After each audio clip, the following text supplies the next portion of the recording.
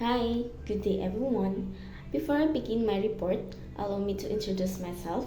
I am Shenna and Garcia, and today I will be talking about Dr. Jose Rizal, a Filipino nationalist, writer, and hero who fought for peaceful reforms during the Spanish colonizations of the Philippines.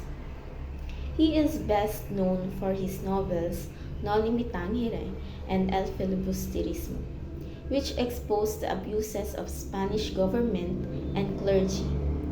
Through his writings, Rizal inspired many Filipinos to fight for freedom and change. Now, let us formally start our discussion. First, we will discuss the exile of Dr. Jose Rizal in Dapitan. After founding La Liga Filipina in July 1892, Rizal was seen the Spanish authorities as a dangerous figure who could inspire rebellion. Although he promoted peaceful reforms, he was arrested and, without a formal trial, exiled to Dapitan, a far town in Zamboanga del Norte. Rizal arrived in Dapitan on July 17, 1892 and stayed there for 4 years. Despite being under surveillance, Rizal made the most of his exile. He built a school where he taught young boys and subjects like readings, writings, Spanish, and mathematics. And also, he practiced medicine and even performed successful eye surgeries. And he conducted scientific studies on local plants, animals, and geography. And he helped in public works like constructing a water system for the town. And lastly, he bought a piece of land where he farmed and raised animals. During his time in Dapitan, he also fell in love with Josephine Bracken, an Irish woman.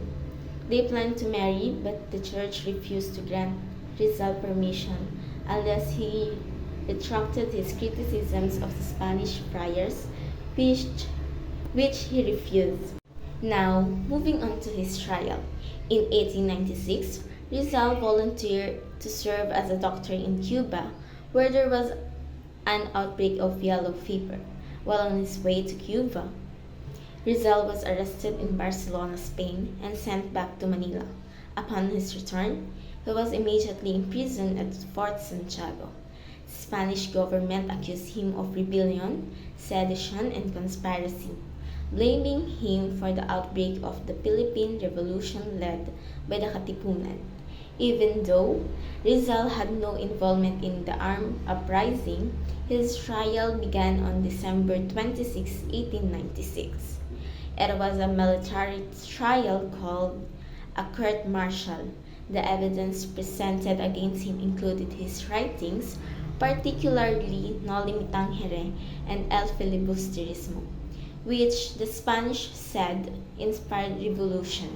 Witnesses testified against him, many under pressure. Despite his defense that he only wanted peaceful reforms, the court declared him guilty on all charges.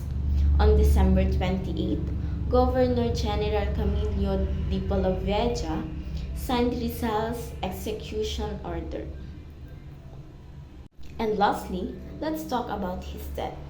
On December 30, 1896, at around 7 o'clock in the morning, Rizal was executed at Bagong Bayan Field, now it is Luneta Park. Before his death, he wrote Mi Ultimo Adios, My Last Farewell, a heartfelt poem that he hid inside an alcohol stove and gave to his family. He requested to face his executioners, but his request was denied. He was shot in the back to symbolize that he was a traitor. But, according to witnesses, Rizal managed to turn and face the sky as he fell, a final act of bravery. His last words were believed to be Consummatum est, which means it is finished. Rizal's death deeply impacted the Filipinos. Instead of silencing the movement, It fueled more anger and inspired more people to join the fight for Philippine independence. And in conclusion, Jose Rizal's life and death show us that true patriotism does not always come for fighting with weapons. It can also come for standing firm in your beliefs, serving your people, and sacrificing for the greater good. His legacy continues to inspire us today. And that concludes my report. Thank you for listening.